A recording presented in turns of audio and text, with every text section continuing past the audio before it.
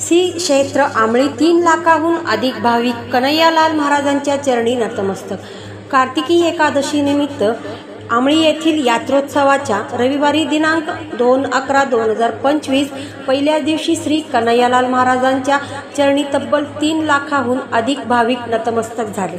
टाळ मृदुंगाचा गजर व श्री कन्हैयालाल महाराजांच्या जयघोषाने मंदिरासह परिसर दुमदुमला। अनेक भाविकांनी नमस्फूर्ती केली।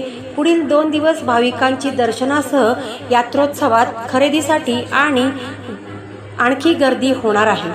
तत्पूर्वी सकाळी श्री कन्हैयालाल महाराजांच्या पादुकांचे विधिवत पूजन झाल्यानंतर पारंपरिक वाद्याच्या निनादात पालखी मिरवणूक निघाली। यात्रोत्सवामुळे श्री क्षेत्र आमळीत चैतन्यासह भक्तिमय वातावरण निर्माण झाले आहे। श्री कन्हैयालाल महाराज मंदिरात सकाळी 6ला आमदार मंजुळा गावित, जिल्हा पोलीस अधीक्षक श्रीकांत धिवरे व सानिका धिवरे, राष्ट्रीय स्वयंसेवक संघाचे धुळे विभाग संघचालक प्रशांत मोराणकर व जयश्री मोराणकर, वृषाली रघुवंशी यांच्या हस्ते महापूजा व महाआरती झाली।